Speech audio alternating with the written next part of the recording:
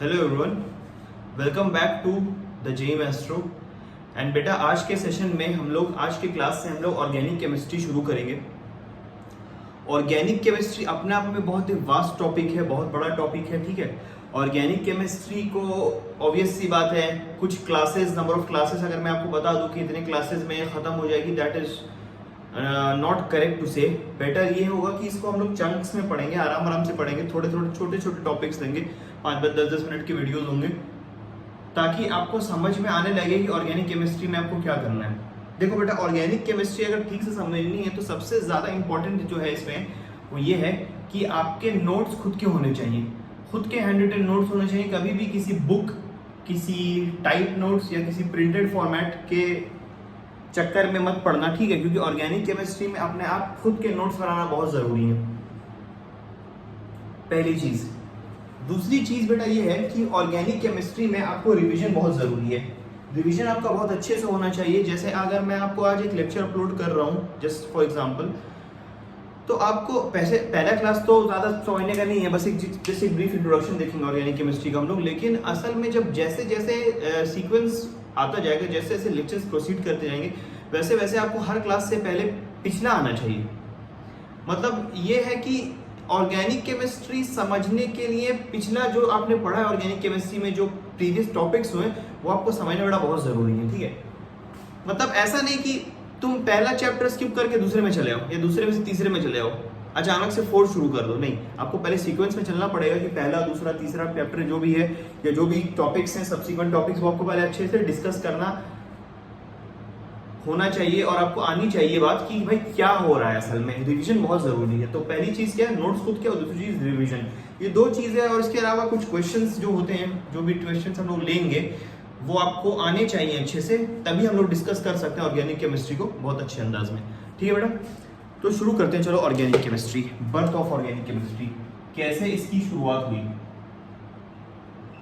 Organic chemistry. देखो ऐसे बहुत बड़ा टॉपिक है ये, ठीक है, क्योंकि ऑर्गेनिक कंपाउंड्स इतने ज्यादा हैं दुनिया में नंबर में कि उनको स्टडी कर पाना, एक सिंगल ब्रांच में लगाना, अलग से सेपरेट ब्रांच लेना हमारे लिए बहुत जरूरी है। तो इसीलिए हम लोग ऑर्गेनिक केमिस्ट्री को थोड़ा अलग से स्टडी करते हैं, ठीक है।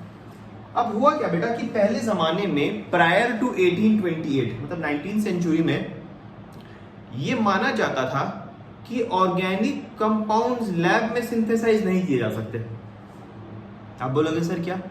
बेटा पहले ये मानना था, एक थ्योरी थी जिसको बर्जेलियस थ्योरी या वाइटल फोर्स थ्योरी बोलते थे, जिसके हिसाब से ऑर्गेनिक कंपाउंड्स को लैब में सिंथेसाइज करना हमारे लिए पॉसिबल नहीं था। लैब में सिंथेसाइज करना पॉसिबल नहीं था। उनको जो है लिविंग प्लांट्स और एनिमल्स से ही डिराइव हो सकते थे वो ऑर्गेनिक कंपाउंड्स।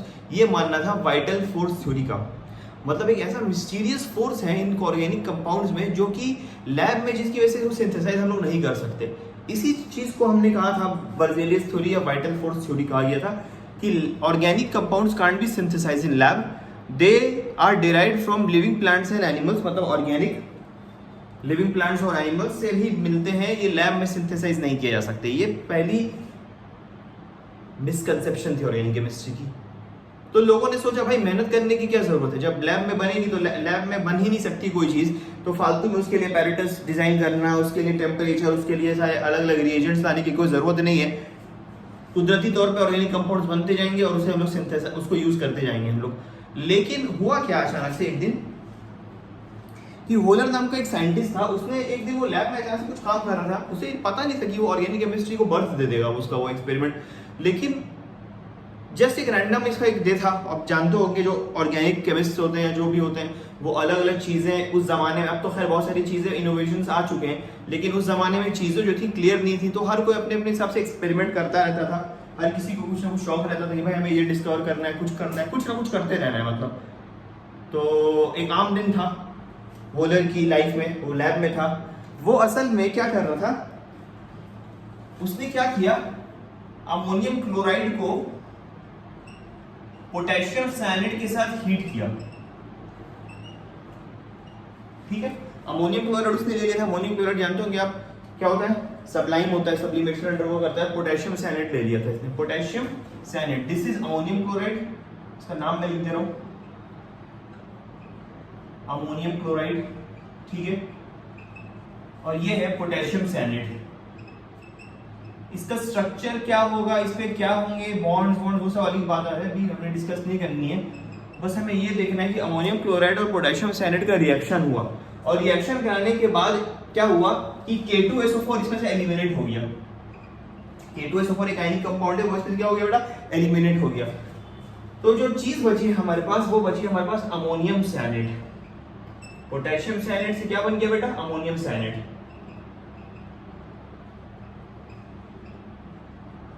ठीक है, ठीक है सर, अमोनियम साइनाइड बन गया। अब अमोनियम साइनाइड को फर्दर जब इसको हीट किया, इसने ऐसे एक रैंडम एक्सपेरिमेंट किया कि भाई अमोनियम साइनाइड को फर्दर अगर हीट करके देखें कि क्या हो रहा है, तो अमोनियम साइनाइड को जब इसने हीट किया फर्दर, वो भी इत्तेफाक से किया था, इसके किसी ने किसी को नॉलेज नहीं दिया था या ऊपर से कोई रेवलेशन नहीं हुआ था कि भाई आपको हीट करना है अमोनियम साइनाइड को। इसने क्या किया, अमोनियम साइनाइड को हीट किया तो देखा आइसोमेराइजेशन हो गया। क्या हो गया बेटा, आइसोमेराइजेशन, मतलब स्ट्रक्चर थोड़ा सा चेंज हुआ, रीअरेंजमेंट हुआ,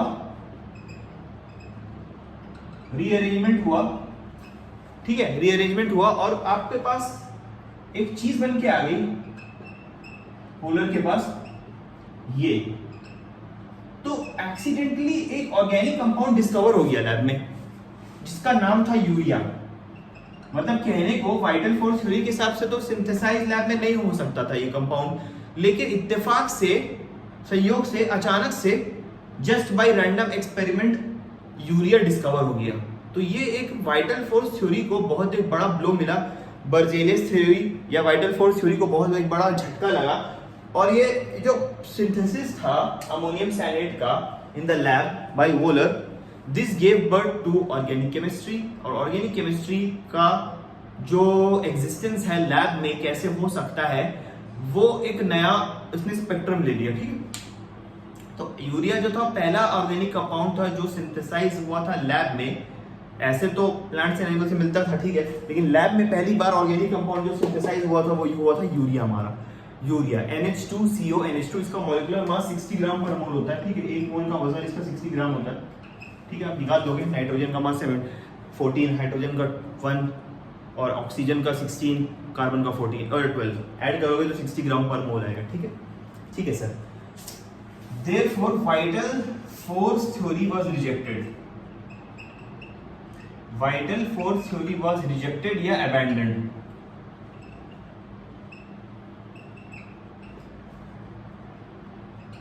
ठीक है, तो इससे हमें ये पता चला कि लैब में सिंथेसाइज किए जा सकते हैं ऑर्गेनिक कंपाउंड। इनको एक स्पेशल फोर्स या वैसा मिस्टीरियस फोर्स नाम की कोई बात नहीं है, ये लैब में सिंथेसाइज किए जा सकते हैं। ठीक है, बाद में क्या हुआ कि और इसी चीज को देखते हुए और लोगों ने भी हिम्मत जुटाई, और साइंटिस्ट ने भी करेज लिया, और साइंटिस्ट ने भी थोड़ा सा इससे इंस्पिरेशन लिया और सोचा क्यों ना भाई अगर यूरिया सिंथेसाइज हो गया तो क्या पता कुछ और चीजें भी सिंथेसाइज हो पाई।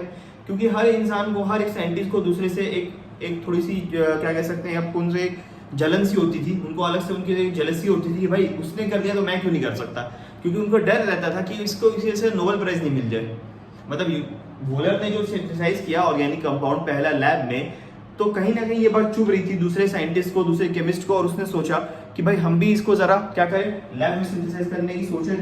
तो एसिटिक एसिड बन गया इसके बाद, ऐसे ही कुछ एक्सपेरिमेंट किया और एसिटिक एसिड होल्म्स नाम का एक साइंटिस्ट था, उसने डिस्कवर कर दिया। एसिटिक एसिड भी एक ऑर्गेनिक कंपाउंड है, तुम जानते होगे, क्लास 10 में पढ़ा होगा आपने। इसका जो फॉर्मूला होता है वो क्या होता है, CH3COH, कार्बन है, मतलब ऑर्गेनिक कंपाउंड है। बाद में जो नया कंपाउंड तीसरा जो बना वो था मीथेन CH4। इसको बर्थलॉट नाम के एक साइंटिस्ट ने डिस्कवर किया था। बर्थलॉट नाम का एक साइंटिस्ट था, उसके डिस्कवर किया था। बाद में हुआ क्या कि ऐसे बहुत सारे ऑर्गेनिक कंपाउंड डेली सिंथेसाइज होने लगे, और वो आज का दिन है कि हमारे पास आज इतने ऑर्गेनिक कंपाउंड हैं कि उनको स्टडी करने के लिए एक नोमेनक्लेचर हमने डिजाइन किया है। कोई भी ऑर्गेनिक कंपाउंड, दुनिया में दो ऑर्गेनिक कंपाउंड का सेम IUPAC नोमेनक्लेचर नहीं हो सकता। It's just like an identity, जैसे आपका आधार कार्ड होता है, जैसे आपका रोल नंबर होता है, जैसे आपका रजिस्ट्रेशन नंबर होता है डिफरेंट एग्जाम में, इट इज यूनिक। तो ऑर्गेनिक केमिस्ट्री को स्टडी करने के लिए हमें क्या जरूरत पड़ेगी, IUPAC नोमेनक्लेचर की जरूरत पड़ेगी बेटा। हर कंपाउंड का एक यूनिक IUPAC नेम है, ठीक है, जो कि हर एक अलग कंपाउंड से डिफरेंट होता है, सही है। तो ऑर्गेनिक केमिस्ट्री का बर्थ कैसे हुआ था? अचानक से हो गया था, जस्ट बाय एक्सीडेंट, और वाइटल फोर्स थ्योरी को झटका लगा, नई थ्योरी आई और ऑर्गेनिक केमिस्ट्री का शुरुआत हुआ। ठीक है, तो ये जो पहला लेक्चर था जस्ट आपको बताने के लिए ऑर्गेनिक केमिस्ट्री हुआ क्या था। अब नेक्स्ट क्लास में हम लोग देखेंगे अलग अलग चीजें, बॉन्डिंग एस्पेक्ट्स थोड़े पढ़ेंगे हम लोग ऑर्गेनिक केमिस्ट्री में। अच्छा, एक चीज मैं आपको बता दूं, कार्बन की दो कुछ यूनिक प्रॉपर्टीज हैं जिसकी वजह से इनको अलग से स्टडी करना बहुत जरूरी है। एक है कि ये कैटेनेशन शो करते हैं। कैटेनेशन मतलब linking property, self linking property, जो आपने पढ़ा होगा क्लास 10th में कि कैटेनेशन शो करते हैं ऑर्गेनिक कंपाउंड्स। और इसके अलावा टेट्रावैलेंसी ऑफ कार्बन, कार्बन की 4 वैलेंसी सेटिस्फाई होना ये अपने आप में बहुत जरूरी है, और जिसकी वजह से हमें बहुत सारे कंपाउंड्स मिलते हैं। तो दो चीजें ऐसी हैं ऑर्गेनिक कंपाउंड्स की, एक तो कैटेनेशन, सेल्फ लिंकिंग प्रॉपर्टी, खुद से लिंक करने की प्रॉपर्टी, और एक है क्या, एक है टेट्रावैलेंसी। ये दो चीजें हैं जिसकी वजह से ऑर्गेनिक कंपाउंड जितने ढेर सारे कंपाउंड्स बनाते हैं, और उनको स्टडी हम लोग एक करके करेंगे। फिलहाल जस्ट एक इंट्रो था आज का, नेक्स्ट क्लास में इसमें कुछ और बातें करेंगे। ठीक है, और इस सेक्शन से क्या क्वेश्चन पूछा जा सकता है? प्रोमिनेंट क्वेश्चन क्या है कि पहला ऑर्गेनिक कंपाउंड कौन सिंथेसाइज हुआ था? आपको बताना है यूरिया। यूरिया का आपको स्ट्रक्चर आना चाहिए, मॉलिक्यूलर फॉर्मूला आना चाहिए, मॉलिक्यूलर मास आना चाहिए निकालना। ठीक है, बाद में क्या हुआ? एसिटिक एसिड सिंथेसाइज हुआ, कोल्ब्स नाम के एक साइंटिस्ट ने किया, फिर उसके बाद मीथेन किया बर्टलॉट नाम के साइंटिस्ट ने, और फिर कहानी क्या है? एंडलेस है, चलती रही। और आज का दिन है, आपके पास एक पूरी न्यू ब्रांच है, पूरी खुद की अपनी इंडिपेंडेंट ब्रांच है, जिसको हम लोग बोलते हैं क्या बेटा? जिसको हम लोग बोलते हैं ऑर्गेनिक केमिस्ट्री।